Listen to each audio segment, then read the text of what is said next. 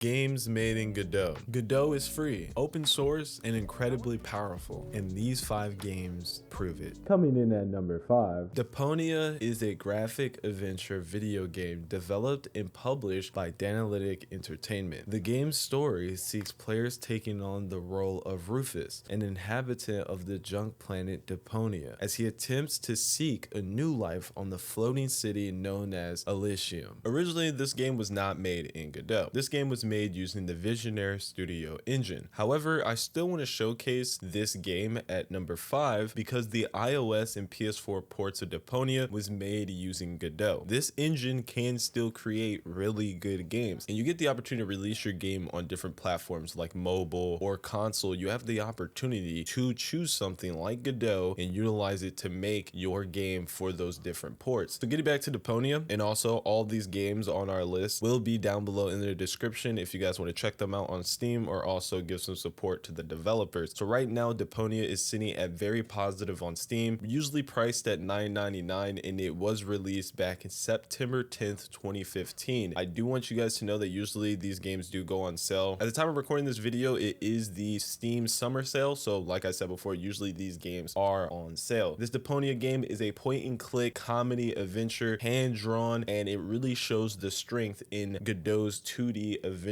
tooling and just the fact that you can use Godot to port a game like this from a different engine. Definitely think you guys should check out Deponia. It's an interesting point and click game. If you like point and click games, it's a game for you. Coming in at number 4. Well, I hate to say it, if you love dogs, this game is not for you. A Castle Full of Cats is a Catvania hidden objective game where you need to find all the cursed cats in the castle, save each and every cat, and unleash the power of love. This is a sequel to A Building Full of Cats, DevCat's previous game, which was also made in Godot. This is a roguelike tower defensive with a cute pixel art design. This game utilizes Godot's tile map and signal system for emergent cat chaos. If you like point and click games, if you like games that are about cats, trust me, you'll enjoy this game. Currently on Steam, this game is going for $3.99. It released November 9th, 2022, and its Steam rating is overwhelmingly positive. So definitely check it out on Steam if this is a game that you think you would enjoy. Coming in at number 3. Brotato is a 2023 top-down shoot-'em-up roguelike video game developed by an independent French developer named Thomas under the studio name Blobfish. It was initially released in early access on Steam in 2022, during which it sold over 1 million copies. This is a small, simple game where you're playing a potato who wields up to 6 different weapons to fight off hordes of aliens. It's a round-based, wave-based type of game. It's interesting when you learn the facts about the game. The developer, Thomas, he created one game before this called Lost Potato, and he documented on his blog that that game only made him about $2,000 over the course of a year. His conclusion was that making games might never make him rich, but he figures it's still worth doing because it's what he enjoys to do. And then his next game, he makes Brotato and sells millions of copies. It just kind of reminds me of the Minecraft meme. You have no idea how close you are to diamonds until you stop mining and didn't realize that the next block was diamonds. For him, it literally was the next game. He could have stopped at Lost Potato and said, you know what, this game dev stuff ain't for me, but his next game was Brotato, and it's simple, and it sold him millions of copies. Currently on Steam, Brotato is overwhelmingly positive for the Steam rating. It is priced at $4.99, and it released June 23rd, 2024. Now, I know I stated earlier that this game came out in 2023. It's just great that games still release on Steam in early access. It's just, as a consumer, you gotta make sure that you're not getting hit with a scam game that's gonna come out in early access and never officially releases. Coming in at number 2. The Master of Chess, a game that's a first of its kind. Imagine combining chess with a career simulation, kind of like 2K's My Career, but for chess players. Normally, if you want to play chess, you go to chess.com or you just go play chess. But apparently, there's people out there that want that experience of being a world champion chess player. This game lets you take on the role of a chess prodigy and rise through the ranks to become a world champion. At the same time, I'm going to showcase some of the negative comments that people are talking about, where they're kind of just saying that the game sometimes loses its identity. It doesn't know if it's a chess game or if it's a management game. You have that whole, yes, you can play chess, go to tournaments, get elo, get money from those tournaments, but then at the same time, your player can get depressed and then not make no money from the chess tournaments, and then in theory not be able to play chess no more. So that lets me know the developer needs to just work out some mechanics, work out some features. I definitely think a sequel, this game could be 10 times better. I think you guys should definitely check it out. Shout out Brain for a dope idea. And again, it was made in Godot. Like, that's actually insane. On Steam, even though it does have some negative ratings, it's still very positive. The game is priced at $14.99. Right now it is in early access, and it did come out as a demo, like I said, in 2023. But apparently the developer came out with an update stating that the game is getting super close to its official release, and that's made a lot of players feel some type of way in the sense that they think that the game still needs a lot more to get to what they want it to be. That's just where I say, if the developer ever chooses to come out with a sequel or a trilogy and build upon his idea, that's where something absolutely special can happen. Coming in at number 1. Imagine a party is going on downstairs. All along upstairs, two people are playing Russian roulette with a 12-gauge shotgun. Roll the dice with your life. Buckshot Roulette, a 2D local co-op bullet hell and psychological horror game developed by independent creator Mike. Released on Steam in April 2024 for $2.99. The game quickly gained massive attention for its intense Russian roulette mechanics and dark art style, earning an overwhelmingly positive rating with over 25,000 reviews. Built entirely in the Godot engine, this game showcases what is possible with a small idea and completing that concept. I'm gonna try to find the comment, but one player even said the fact it was built in Godot was super inspiring, and the dev responded, yes, I plan to stick with Godot. Personally, I think this game is really cool. Obviously, I like to see both sides. I like to see people stating positive comments and what are people stating for the negative side. What is the criticism? And a lot of people are saying that the price for this game was a little interesting. As far as what I saw, for $2.99, I think this developer was super generous. I feel like for us indie developers, indie studios that do release games and do entertainment, we underprice a lot of our projects just because we know how it is. If you look at the other side, AAA, these games are being released for insane prices, 70, 80. Now they want the standard version of games to be $100. That is insane. A lot of times indie games are being underpriced, and I think this is one of those games. For $2.99, Buckshot Roulette, that is an absolute steal. And if you want to check this game out and even look at what the multiplayer is like, I absolutely think you should. And there we have it, episode 1 of games made in Godot. Which games on this list do you plan on checking out? Put your answers down below in the comment section. This series was created to show us what is possible to create with different game engines. You don't need to create your own engine unless that's really what you want to do. There are tools available, you just gotta do the research and put in the work. I'm gonna be completely honest, I'm trying to give this advice to you guys, but this is also something that I need to hear. We really just need to pick an engine that you enjoy, that speaks to you, and just make a freaking game. Everything else is noise and it doesn't matter. Pick an engine, make a game.